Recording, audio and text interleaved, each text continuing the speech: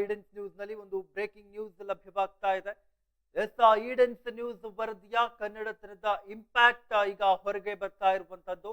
ಸಚಿವೆ ಲಕ್ಷ್ಮಿ ಹೆಬ್ಬಾಳ್ಕರ್ ತವರಲ್ಲಿ ಮರಾಠಿಯ ಹಾವಳಿ ಕಂಡು ಬರ್ತಾ ಇತ್ತು. ಕನ್ನಡ ರಾಜ್ಯೋತ್ಸವ ಬ್ಯಾನರ್ಗಳಲ್ಲಿ ಕನ್ನಡವನ್ನ ಕಡೆಗಣನೆ ಮಾಡಲಾಗಿತ್ತು. 100% ಮರಾಠಿ ಭಾಷೆಗೆ ಒತ್ತು ಕೊಟ್ಟು ಹಾಕಿದ್ದ ಬ್ಯಾನರ್. ಮಾಜಿ ಶಾಸಕಿ ಅಂಜಲಿ ನಿಂಬಾಳ್ಕರ್ ಫ್ಲೆಕ್ಸ್ ಅಲ್ಲಿ ಕನ್ನಡ ಮಾಯವಾಗಿತ್ತು.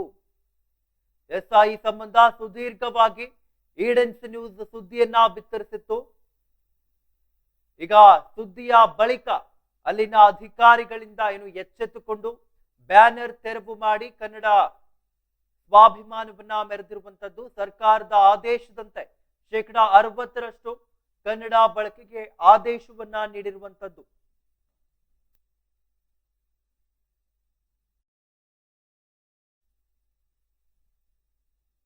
ಕನ್ನಡ ನಾಮಫಲಕ ಕಡ್ಡಾಯಗೊಳಿಸಿದ ಈಗಿನ ಅಧಿಕಾರಿಗಳು. ಇದು ಈಡೆನ್ಸ್ ನ್ಯೂಸ್ ವರದಿಯ ಕನ್ನಡತನದ ಇಂಪ್ಯಾಕ್ಟ್ ಅಂತಾನೆ ಹೇಳ್ಬೋದು. ಈಡೆನ್ಸ್ ನ್ಯೂಸ್ ಒಂದು ರೀತಿಯ ಸೊಲ್ಯೂಷನ್ಸ್ ಗಳನ್ನ ತರುವಲ್ಲಿ, ಇಂಪ್ಯಾಕ್ಟ್ಸ್ ಗಳನ್ನ ತರುವಲ್ಲಿ, ಫಲಶ್ರುತಿಗಳನ್ನ ತರುವಲ್ಲಿ ಯಶಸ್ವಿಯಾಗುವಂತಹ ಸುದ್ದಿ ಮಾಧ್ಯಮ. ಈಗ ಈಡೆನ್ಸ್ ಲಿಸ್ಟ್ ಅಲ್ಲಿ ಇನ್ನೊಂದು ಇಂಪ್ಯಾಕ್ಟ್ ಜಾಯಿನ್ ಆಗ್ತಾ ಇರುವಂತದ್ದು. ಈಡೆನ್ಸ್ ನ್ಯೂಸ್ ವರದಿಯ ಕನ್ನಡತನದ ಇಂಪ್ಯಾಕ್ಟ್ ಅಂದ್ರೆ ತಪ್ಪಾಗ್ಲಾರ್ದು. ಸಚಿವೆ ಲಕ್ಷ್ಮಿ ಹೆಬ್ಬಾಳ್ಕರ್ ತವರಲ್ಲಿ ಮರಾಠಿಯ ಹಾವಳಿ ಕಂಡು ಬರ್ತಾ ಇತ್ತು. ಮರಾಠಿ ಭಾಷೆಯ ಹಾಗೆ ಮರಾಠಿಯರ ಹಾವಳಿ ಕಂಡು ಬರ್ತಾ ಇತ್ತು. ಕನ್ನಡ ರಾಜ್ಯೋತ್ಸವದ ಬ್ಯಾನರ್ಗಳಲ್ಲಿ ಕನ್ನಡವನ್ನ ಕಡೆಗಣನೆ ಮಾಡಲಾಗಿತ್ತು. 100% ಮರಾಠಿ ಭಾಷೆಯನ್ನ ಒತ್ತು ಕೊಟ್ಟು ಈ ಒಂದು ಬ್ಯಾನರ್ ಅನ್ನ ಹಾಕಲಾಗಿತ್ತು. ಇದ್ರ ಬಗ್ಗೆ ಈಡೆನ್ಸ್ ನ್ಯೂಸ್ ಸುದೀರ್ಘವಾಗಿ ಈಡೆನ್ಸ್ ನ್ಯೂಸ್ ಸುದ್ದಿಯನ್ನ ಬಿತ್ತರಿಸಿತ್ತು. ಲಕ್ಷ್ಮಿ ಹೆಬ್ಬಾಳ್ಕರ್ ಅವರ ತವರೂರಲ್ಲಿ ಮರಾಠಿಯ ಹಾವಳಿ ಕಂಡು ಬರ್ತಾ ಇತ್ತು. ಕನ್ನಡ ರಾಜ್ಯೋತ್ಸವದ ಬ್ಯಾನರ್ಗಳಲ್ಲಿ ಕನ್ನಡವನ್ನ ಕಡೆಗಣನೆ ಮಾಡಲಾಗಿತ್ತು.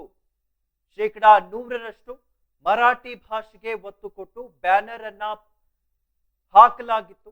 ಇದಕ್ಕೆ ಸಂಬಂಧಪಟ್ಟಂತೆ ಈಡೆನ್ಸ್ ನ್ಯೂಸ್ ಸುದ್ದಿಯನ್ನ ಕೂಡ ಬಿತ್ತರಿಸಿತ್ತು. ಆಗ ಅಲ್ಲಿನ ಸಂಬಂಧಪಟ್ಟಂತಹ ಇಲಾಖೆಯ ಅಧಿಕಾರಿಗಳ ಜೊತೆಗೆ ಜನಪ್ರತಿನಿಧಿಗಳ ಜೊತೆಗೆ ಈಡೆನ್ಸ್ ನ್ಯೂಸ್ ಸಂಪರ್ಕ ಬೆಳೆಸಿತ್ತು. ಈ ಒಂದು ಸಮಸ್ಯೆಯ ಬಗ್ಗೆ, ಈ ರೀತಿಯ ಒಂದು ದೋಷಣೆಯ ಬಗ್ಗೆ, ಇದ್ರ ಬಗ್ಗೆ ಈಡೆನ್ಸ್ ನ್ಯೂಸ್ ಅಲ್ಲಿನ ಜನಪ್ರತಿನಿಧಿಗಳಿಗೆ ತಿಳಿಸಿತ್ತು. ಈ ರೀತಿಯಾಗಿ 100% 100% ಅಷ್ಟು ಮರಾಠಿ ಭಾಷೆಗೆ ಒತ್ತು ಕೊಡಲಾಗಿದೆ, ಕನ್ನಡವನ್ನ ಕಡೆಗಣನೆ ಮಾಡಲಾಗಿದೆ ಎಂಬುದಾಗಿ ಈಡೆನ್ಸ್ ನ್ಯೂಸ್ ಸುದ್ದಿಯನ್ನ ಬಿತ್ತರಿಸಿತ್ತು. ಈಗ ಈಡೆನ್ಸ್ ನ್ಯೂಸ್ ಸುದ್ದಿಯನ್ನ ಬಿತ್ತರಿಸಿದ ಬಳಿಕ ಅಲ್ಲಿನ ಅಧಿಕಾರಿಗಳು ಎಚ್ಚೆತ್ತುಕೊಂಡಿರುವಂತದ್ದು. ಈಗ ಏನು ಸರ್ಕಾರದ ಒಂದು ಆದೇಶದಂತೆ 60% ಕನ್ನಡದಲ್ಲಿ ಈ ಒಂದು ಬ್ಯಾನರ್ ಗಳನ್ನ ತಯಾರಿಸಿರುವಂತದ್ದು. ಇದು ಈಡೆನ್ಸ್ ನ್ಯೂಸ್ ವರದಿಯ ಕನ್ನಡತನದ ಇಂಪ್ಯಾಕ್ಟ್ ಅಂದ್ರೆ ತಪ್ಪಾಗ್ಲಾರ್ದು. ಸಚಿವೆ ಲಕ್ಷ್ಮಿ ಹೆಬ್ಬಾಳ್ಕರ್ ತವರಲ್ಲಿ ಮರಾಠಿಗರ ಒಂದು ಹಾವಳಿ ಕಂಡು ಬರ್ತಾ ಇತ್ತು. ಕನ್ನಡ ರಾಜ್ಯೋತ್ಸವ ಬ್ಯಾನರ್ಗಳಲ್ಲಿ ಕನ್ನಡವನ್ನ ಕಡೆಗಣನೆ ಮಾಡಲಾಗಿತ್ತು. 100% ಮರಾಠಿ ಭಾಷೆಗೆ ಒತ್ತು ಕೊಟ್ಟು ಬ್ಯಾನರ್ಗಳನ್ನ ಹಾಕಲಾಗಿತ್ತು. ಮಾಜಿ ಶಾಸಕಿ ಅಂಜಲಿ ನಿಂಬಾಳ್ಕರ್ ಫ್ಲೆಕ್ಸ್ ನಲ್ಲಿ ಕನ್ನಡಮಯ ಇರಲಿಲ್ಲ. ಈ ಸಂಬಂಧ ಸುದೀರ್ಘ ಸುದ್ದಿಯನ್ನ ಈಡೆನ್ಸ್ ನ್ಯೂಸ್ ಬಿತ್ತರಿಸಿತ್ತು. ಇನ್ನು ಈಡೆನ್ಸ್ ನ್ಯೂಸ್ ಸುದ್ದಿಯನ್ನ ಬಿತ್ತರಿಸಿದ ಬಳಿಕ ಅಲ್ಲಿನ ಅಧಿಕಾರಿಗಳು ಎಚ್ಚೆತ್ತುಕೊಂಡಿರುವಂತದ್ದು.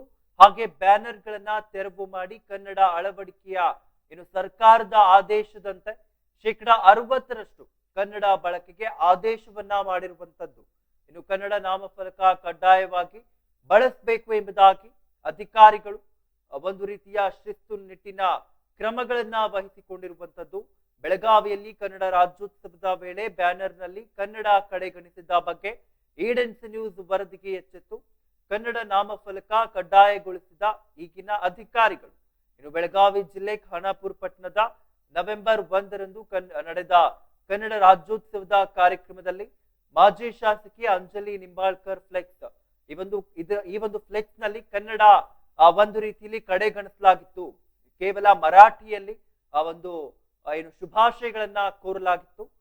ಈಡೆನ್ಸ್ ನ್ಯೂಸ್ ಸುದ್ದಿಯನ್ನ ಬಿತ್ತರಿಸಿದ ಬಳಿಕ ಅಲ್ಲಿನ ಅಧಿಕಾರಿಗಳು, ಜನಪ್ರತಿನಿಧಿಗಳು ಸಂಬಂಧಪಟ್ಟಂತಹ ಇಲಾಖೆಯ ಅಧಿಕಾರಿಗಳು ಎಚ್ಚೆತ್ತುಕೊಂಡಿರುವಂತದ್ದು.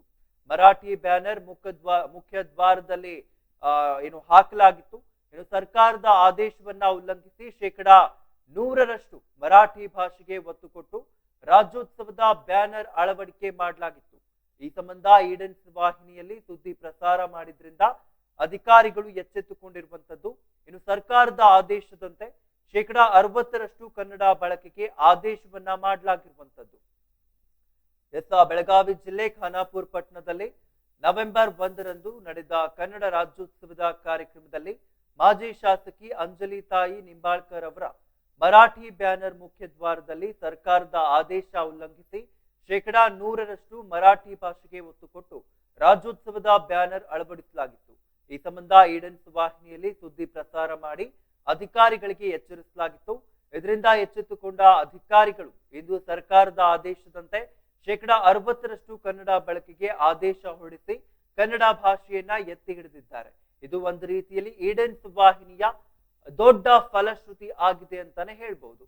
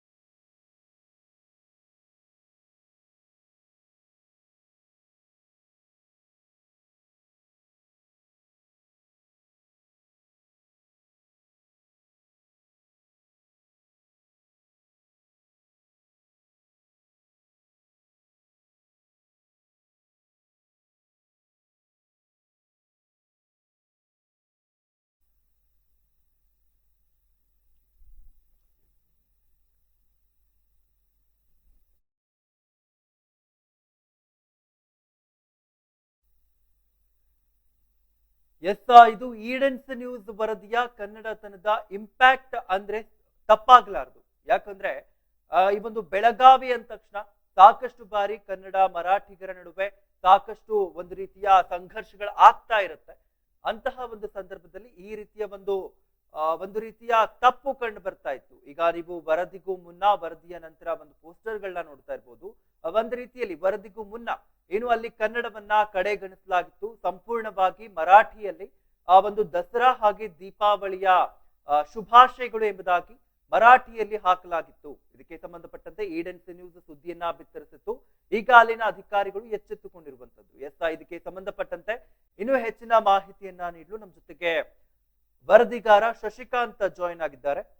ಶಶಿಕಾಂತ್, ಇನ್ನು ನೋಡ್ತಾ ಇದ್ವಿ ಈಗ ಈಡನ್ಸ್ ನ್ಯೂಸ್ ವರದಿಯ ಒಂದು ರೀತಿಯ ಕನ್ನಡತನದ ದೊಡ್ಡ ಇಂಪ್ಯಾಕ್ಟ್ ಅಂತ ಹೇಳ್ಬೋದು. ಯಾಕಂದ್ರೆ ಬೆಳಗಾವಿ ಅಂದ ತಕ್ಷಣ ಒಂದು ರೀತಿಯಲ್ಲಿ ಗಡಿನಾಡು, ಒಂದು ರೀತಿಯಲ್ಲಿ ಮರಾಠಿ ಹಾಗೂ ಕನ್ನಡ ಜನಗಳ ನಡುವೆ ಸಾಕಷ್ಟು ಸಂಘರ್ಷಗಳು ಅದು ಈ ಒಂದು ನವೆಂಬರ್ ತಿಂಗಳಲ್ಲಿ ಆಗ್ತಾ ಇರುತ್ತೆ. ಇಂತಹ ಒಂದು ಸಂದರ್ಭದಲ್ಲಿ ಈಗ ಅಲ್ಲಿ ತಪ್ಪು ಕೂಡ ಕಂಡು ಬರ್ತಾ ಇತ್ತು. ಏನು ಒಂದು ಕರ್ನಾಟಕ ರಾಜ್ಯೋತ್ಸವದ ಹಿಂದ್ಗಡೆ ಇರುವಂತಹ ಒಂದು ಪೋಸ್ಟರ್ ಅಲ್ಲಿ ದಸರಾ ಹಾಗೆ ದೀಪಾವಳಿಯ ಹಾರ್ದಿಕ ಶುಭಾಶಯಗಳು ಅಂತ ಮರಾಠಿಯಲ್ಲಿ ಹಾಕಲಾಗಿತ್ತು. ಅಲ್ಲಿ ಯಾವುದೇ ರೀತಿಯ ಕನ್ನಡ ಒಂದು ಅಕ್ಷರಗಳು ಕೂಡ ಕಂಡು ಬರ್ತಾ ಇಲ್ಲ, ಸಂಪೂರ್ಣವಾಗಿ ಮರಾಠಿ ಅಕ್ಷರಗಳು ಕಂಡು ಬರ್ತಾ ಇತ್ತು. ಇದ್ರ ಬಗ್ಗೆ ಈಡನ್ಸ್ ನ್ಯೂಸ್ ಸುದ್ದಿಯನ್ನ ಕೂಡ ಬಿತ್ತರಿಸಿತ್ತು, ಹಾಗೆ ಅಧಿಕಾರಿಗಳ ಜೊತೆಗೂ ಮಾತನಾಡಿದ್ವಿ, ಅವರ ಗಮನಕ್ಕೂ ಕೂಡ ತಂದಿದ್ವಿ. ಈಗ ಬರುವಂತಹ ಫ್ಲೆಕ್ಸ್ಗಳಲ್ಲಿ ಏನು ಸರ್ಕಾರದ ಆದೇಶದಂತೆ 60% ಕನ್ನಡ ಇರಲೇಬೇಕು ಎಂಬ ಒಂದು ಸರ್ಕಾರದ ಆದೇಶದಂತೆ ಈಗ ತೆರವುಗೊಳಿಸಲಾಗಿರುವಂತದ್ದು. ಇದ್ರ ಬಗ್ಗೆ ತಾವೇನ್ ಹೇಳ್ತೀರಾ? ಅಮಿತ್ ಅವ್ರ, ಇದು ಬೆಳಗಾವಿ ಜಿಲ್ಲೆ ಗಡಿ ಭಾಗ ಇರೋದ್ರಿಂದ ಇಲ್ಲಿ ಪ್ರತಿ ವರ್ಷನೂ ನಾವು ಕನ್ನಡ ಪರ ಸಂಘಟನೆಗಳು ಎಷ್ಟೇ ಹೋರಾಟ ಮಾಡಿದ್ರು, ಎಷ್ಟೇ ಅಧಿಕಾರಿಗಳಿಗೆ ಮನವಿ ಕೊಟ್ಟರು ಕೂಡ ಇಲ್ಲಿ ಪದೇ ಪದೇ ಮರಾಠಿ ಹಾವಳಿ ಹೆಚ್ಚಾಗ್ತಿತ್ತು. ಮುಖ್ಯವಾಗಿ ಕನ್ನಡ ರಾಜ್ಯೋತ್ಸವ ಈ ವರ್ಷ ಪ್ರತಿ ವರ್ಷದಕ್ಕಿಂತನೂ ಅತಿ ವಿಜೃಂಭಣೆಯಾಗಿ ಆಚರಣೆವಾಗಿದೆ ನಮ್ಮ ಖಾನಾಪುರ ತಾಲೂಕಲ್ಲಿ. ಈ ರಾಜ್ಯೋತ್ಸವದ ಆಚರಣೆ ಸಂದರ್ಭದಲ್ಲಿ ಆ ಒಂದು ಮರಾಠಿ ಬ್ಯಾನರ್ ಅಡಚಣೆ ಆಗಿರೋದು ಯಾವ ಚಾನೆಲ್ನವ್ರಿಗಾಗ್ಲಿ ಯಾರಿಗೂ ಗೊತ್ತಾಗ್ಲೇ ಇಲ್ಲ. ಹಾಗೆ ಅದನ್ನ ಹಿಂದಿಟ್ಟುಕೊಂಡು ಒಂದು ಕನ್ನಡಕ್ಕೆ ಅವಮಾನ ಆಗೋ ರೀತಿಯೊಳಗ ಅದು ಕಾಣ್ತಾ ಇತ್ತು. ಅದನ್ನ ನಮ್ಮ ಇಡನ್ಸ್ ವಾಹಿನಿಯಲ್ಲಿ ನಾವೇ ಮೊದಲ ಬಾರಿಗೆ ಆ ಸುದ್ದಿಯನ್ನ ಮಾಡಿದೀವಿ. ಇಲ್ಲಿ ಕನ್ನಡನ್ನ ಮರೆಮಾಚುವಂತ ಕೆಲಸ ಆಗ್ತಿದೆ, ಮರಾಠಿಯನ್ನ ಬೆಳೆಸುವಂತ ಕೆಲಸ ಆಗ್ತಿದೆ ಅನ್ನೋದನ್ನ ನಾವು ಕೆಲವು ಸಂಘಟನೆಕಾರರ ಹೋರಾಟಗಾರರ ಸಮ್ಮುಖದಲ್ಲಿ ಈ ಸುದ್ದಿಯನ್ನ ಮಾಡಿ ಚರ್ಚೆ ಮಾಡಿದೀವಿ. ಅದಾದ್ಮೇಲೆ ಅಧಿಕಾರಿಗಳು ಈ ಸುದ್ದಿಗೆ ಎಚ್ಚೆತ್ತುಕೊಂಡು ಇಲ್ಲಿ 60% ಅನ್ನ ಕಡ್ಡಾಯಗೊಳಿಸಿ, ಇನ್ನ ಈಗೇನ ಬ್ಯಾನರ್ ಗಳನ್ನ ಅಳವಡಿಕೆ ಮಾಡ್ತಿದಾರೋ ಅವ್ರಿಗೆಲ್ಲರಿಗೂ ಕಡ್ಡಾಯವಾಗಿ ನೀವು 60% ಕನ್ನಡವನ್ನ ಬಳಸಲೇಬೇಕಂತ ಒಂದು ಆದೇಶನ ಹೊರಡಿಸಿ ಈ ಅವಕಾಶನ ಮಾಡಿಕೊಡ್ತಿದ್ದಾರೆ ಅಮಿತ್ ಅವ್ರೆ. ಯಾವ ಕಾರಣದಿಂದ ಈ ರೀತಿಯ ನಿರ್ಲಕ್ಷ್ಯತನವನ್ನ ಅಲ್ಲಿನ ಅಧಿಕಾರಿಗಳು ವಹಿಸ್ಕೊಂಡಿದ್ರು? ಅಂದ್ರೆ ಮುಂಚೆ ನೋಡಿರ್ಲಿಲ್ವಾ ಅಂತ 60% ಕನ್ನಡವನ್ನ ಯೂಸ್ ಮಾಡಿದ್ದಾರ? ಯಾಕಂದ್ರೆ ನೋಡಿದ ತಕ್ಷಣ ಗೊತ್ತಾಗುತ್ತೆ ಸಂಪೂರ್ಣವಾಗಿ ಮರಾಠಿ ಭಾಷೆಯಲ್ಲಿ ಬರ್ದಿದ್ದಾರೆ ಅಂತ. ಆದ್ರೂ ಕೂಡ ಅಲ್ಲಿನ ಅಧಿಕಾರಿಗಳು ಗಮನವನ್ನ ವಹಿಸಿರ್ಲಿಲ್ವಾ ಶಶಿಕಾಂತ್? ಇಲ್ಲ, ಅಧಿಕಾರಿಗಳು ಪರ್ಮಿಷನ್ ಕೊಡುವಾಗ ಅದು ಸರ್ಕಾರದ ನಿಯಮದ ಪ್ರಕಾರನೇ ಪರ್ಮಿಷನ್ ಕೊಡ್ತಾ ಇದ್ರು. ಆದ್ರೆ ಈ ಬ್ಯಾನರ್ ಅಳವಡಿಸುವವರು ಅದು ಈ ಕಾಯ್ದೆಯನ್ನ ಉಲ್ಲಂಘನೆ ಮಾಡಿ ಅದನ್ನ ಅಳವಡಿಸ್ತಾ ಇದ್ರು. ಅದ್ರ ಮೇಲೆ ಕ್ರಮ ವಹಿಸುವಲ್ಲಿ ಸ್ವಲ್ಪ ವಿಳಂಬ ವಹಿಸ್ತಾ ಇದ್ರು ಅಧಿಕಾರಿಗಳು. ಬಿಟ್ರೆ ಆದೇಶ ಮಾತ್ರ ಸರ್ಕಾರದ ನಿಯಮದ ಪ್ರಕಾರನ ಆದೇಶನ ಕೊಡ್ತಾ ಇದ್ರು. ಅದನ್ನ ಬ್ಯಾನರ್ ಅಳವಡಿಸುವವರು ಅದನ್ನ ಪಾಲನೆ ಮಾಡದಿರೋದು ಸ್ವಲ್ಪ ಸಮಸ್ಯೆ ಆಗಿರುವಂತದ್ದು ಅಮಿತ್ ಅವ್ರೆ. ಈಗ ಆಗ ಒಂದು ವರದಿಯ ಮುಂಚೆ ಯಾವ ರೀತಿ ಪರಿಸ್ಥಿತಿ ಇತ್ತು, ಈಗ ಈಡನ್ಸ್ ನ್ಯೂಸ್ ವರದಿಯ ಬಳಿಕ ಈಗ ಕ್ರಿಸ್ಮಸ್ ಹಬ್ಬದ ಒಂದು ಫ್ಲೆಕ್ಸ್ ಗಳು ಕೂಡ ಕಂಡು ಬರ್ತಾ ಇದೆ. ಅದರಲ್ಲಿ 60% ಕನ್ನಡವನ್ನ ಯೂಸ್ ಮಾಡಿದ್ದಾರೆ. ಇದಕ್ಕೆ ಸಂಬಂಧಪಟ್ಟಂತೆ ಅಲ್ಲಿನ ಕನ್ನಡ ಜನತೆ ಏನಂತ ಹೇಳ್ತಾ ಇದ್ದಾರೆ ಶಶಿಕಾಂತ್? ಬಹಳ ಖುಷಿ ವ್ಯಕ್ತಪಡಿಸ್ತಾ ಇದ್ದಾರೆ. ಯಾಕಂದ್ರೆ ಯಾರು ಕೂಡ ಎಷ್ಟೇ ಸಲ ಅವ್ರಿಗೆ ಮನವಿ ಕೊಟ್ಟರು, ಸುದ್ದಿ ಮಾಡಿದ್ರು ಕೂಡ ಅದು ಬದಲಾವಣೆ ಆಗಿರ್ಲಿಲ್ಲ. ಈಡನ್ಸ್ ವಾಹಿನಿ ಸುದ್ದಿ ಮೇಲೆ ಬದಲಾವಣೆ ಆಗಿದ್ದು ಕಂಡು ಸಾಕಷ್ಟು ಜನ ಖುಷಿ ಪಟ್ಟಿದ್ದಾರೆ. ಮತ್ತೆ ನಮ್ಮ ವಾಹಿನಿಗೆ ಕೃತಜ್ಞತೆ ಕೂಡ ಸಲ್ಲಿಸಿದ್ದಾರೆ ಅಮಿತ್ ಅವ್ರೆ. ಧನ್ಯವಾದಗಳು ಶಶಿಕಾಂತ್ ತಮ್ಮೆಲ್ಲ ಮಾಹಿತಿಗಾಗಿ. ಇದು ಈಡನ್ಸ್ ನ್ಯೂಸ್ ವರದಿಯ ಒಂದು ಕನ್ನಡತನದ ದೊಡ್ಡ ಇಂಪ್ಯಾಕ್ಟ್ ಅಂತ ಹೇಳ್ಬೋದು.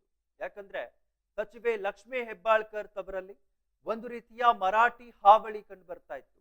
ಕನ್ನಡ ರಾಜ್ಯೋತ್ಸವದ ಬ್ಯಾನರ್ಗಳಲ್ಲಿ ತಾವು ನೋಡ್ತಾ ಇರ್ಬೋದು ಈಡನ್ಸ್ ನ್ಯೂಸ್ ನ ಪರದೆಯಲ್ಲಿ ಏನು ಈ ಒಂದು ಸರ್ವರಿಗೂ ಕರ್ನಾಟಕ ರಾಜ್ಯೋತ್ಸವದ ಹಾರ್ದಿಕ ಶುಭಾಶಯಗಳಂತ ಇದೆ. ಅದ್ರ ಹಿಂದಿನ ಒಂದು ಫ್ಲೆಕ್ಸ್ ಅನ್ನ ತಾವು ನೋಡ್ತಾ ಇರ್ಬೋದು. ಅದರಲ್ಲಿ ದಸರಾ ಹಾಗೂ ದೀಪಾವಳಿಯ ಹಾರ್ದಿಕ ಶುಭಾಶಯ ಅಂತ ಒಂದು ಮರಾಠಿಯಲ್ಲಿ ಬರೆಯಲಾಗಿದೆ. ಸರ್ಕಾರದ ಆದೇಶದಂತೆ 60% ಕರ್ನಾಟಕದಲ್ಲಿ ಯಾವುದೇ ಫ್ಲೆಕ್ಸ್ ಗಳನ್ನ ಹಾಕ್ಬೇಕಾದ್ರೂ 60% ಕನ್ನಡ ಅಕ್ಷರಗಳು ಇರಬೇಕು. ಇನ್ನು 40% ನೀವು ಇಂಗ್ಲಿಷ್ ಅನ್ನ ಹಾಕ್ಬೋದು ಅಥವಾ ಬೇರೆ ರೀಜನಲ್ ಲ್ಯಾಂಗ್ವೇಜಸ್ ಅಂತ ಏನ್ ಹೇಳ್ತೀವಿ ಅದನ್ನ ನೀವು ಹಾಕ್ಬೋದು.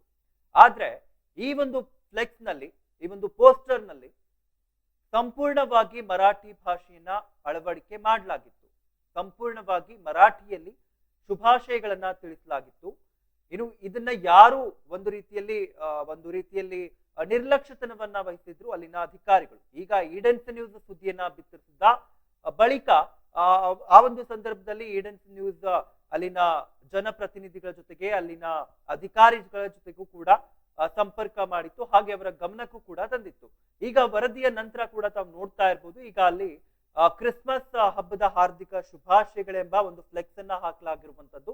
ಇದರಲ್ಲಿ 60% ಕನ್ನಡವನ್ನ ಬಳಕೆ ಮಾಡಲಾಗಿದೆ.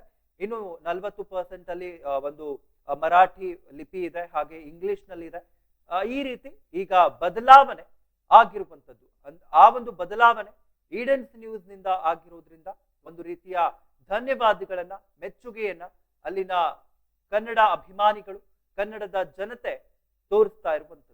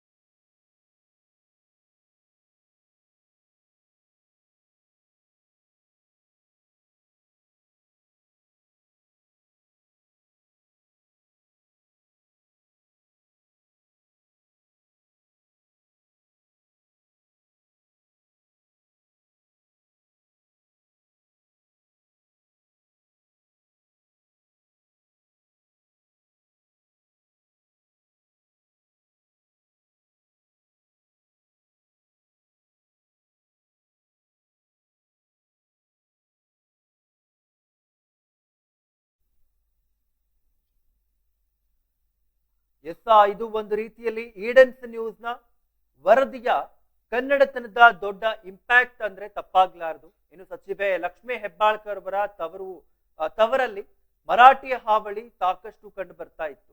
ಇದ್ರ ಬಗ್ಗೆ ಈಡನ್ಸ್ ನ್ಯೂಸ್ ಸುದ್ದಿಯನ್ನ ಬಿತ್ತರಿಸಿತ್ತು. ಏನು ಒಂದು ಫ್ಲೆಕ್ಸ್ ನಲ್ಲಿ 100% 100% ಮರಾಠಿಮಯವಾಗಿತ್ತು. ಕನ್ನಡದಲ್ಲಿ ಯಾವುದೇ ರೀತಿಯ ಅಕ್ಷರಗಳು ಕಂಡು ಬರ್ತಾ ಇಲ್ಲ. ಒಂದು ರೀತಿಯಲ್ಲಿ ಕನ್ನಡವನ್ನ ಬಿಡಲಾಗಿದೆ ಎಂಬುದಾಗಿ ಹೇಳಿದ್ರೆ ತಪ್ಪಾಗ್ಲಾರದು. ಇದಕ್ಕೆ ಸಂಬಂಧಪಟ್ಟಂತೆ ಈಡನ್ಸ್ ನ್ಯೂಸ್ ಸುದ್ದಿಯನ್ನ ಕೂಡ ಬಿತ್ತರಿಸಿತ್ತು.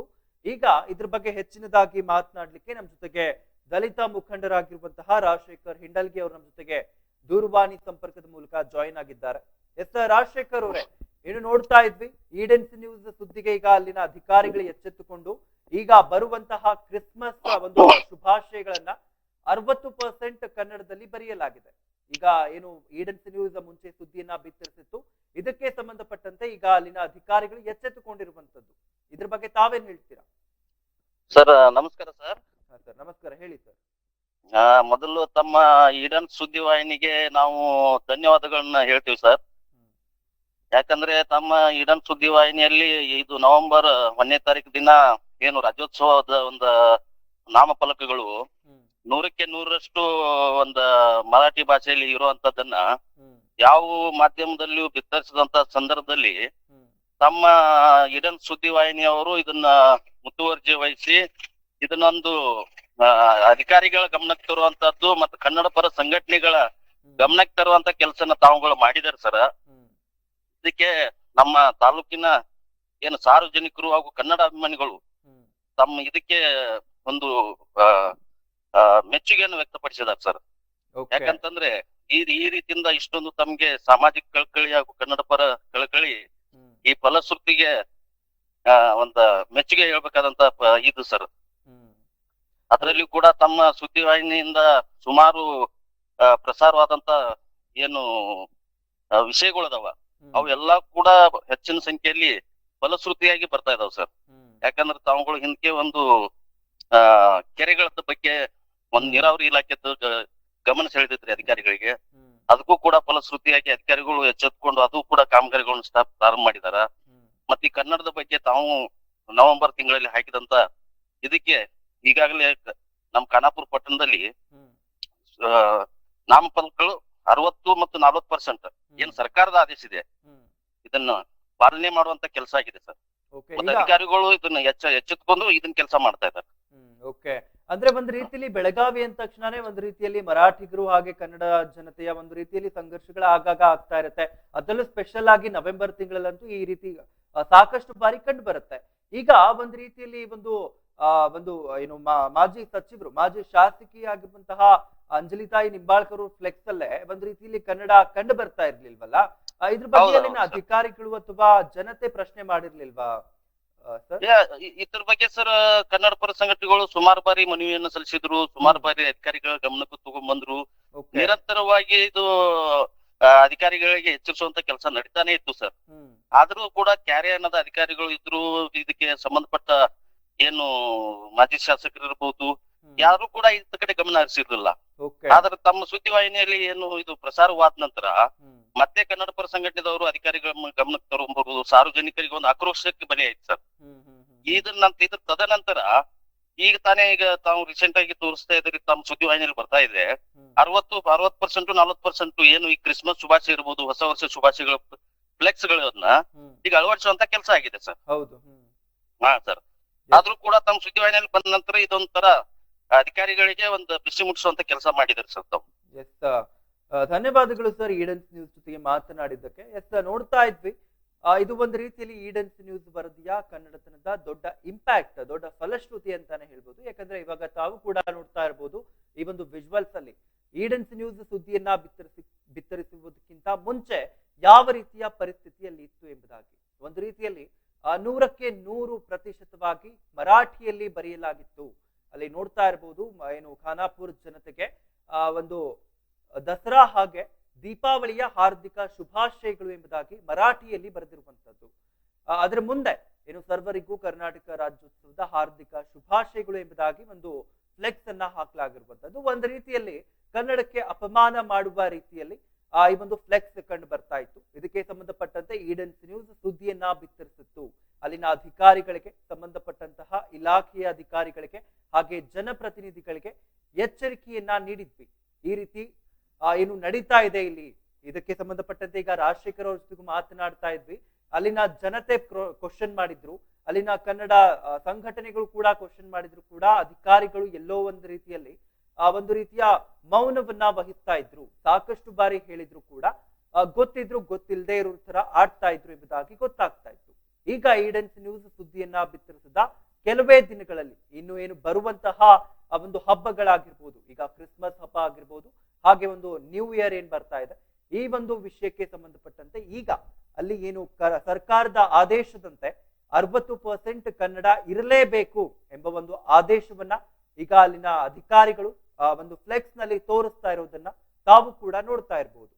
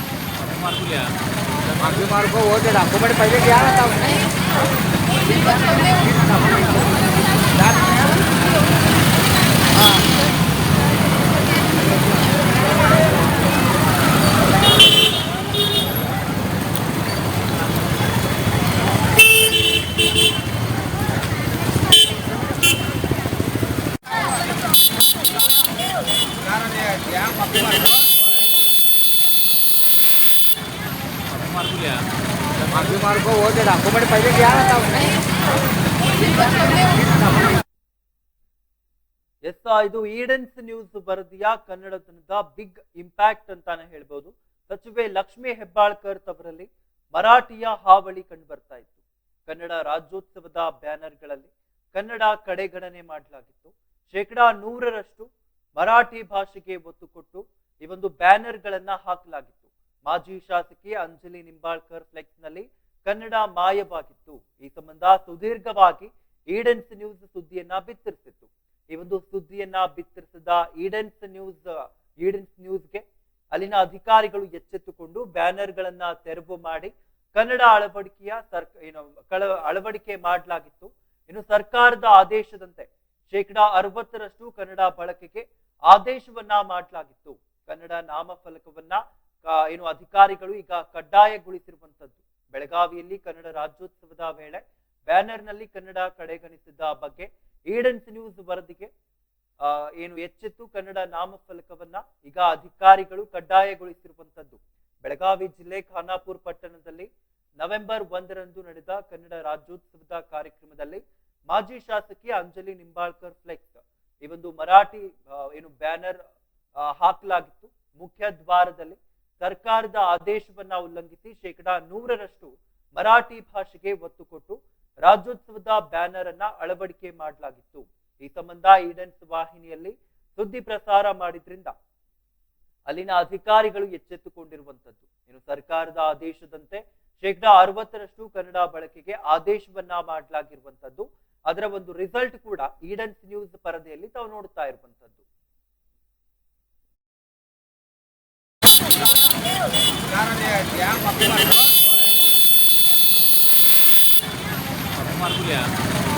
मार्को होते डॉक्यूमेंट पहिले घ्या ना.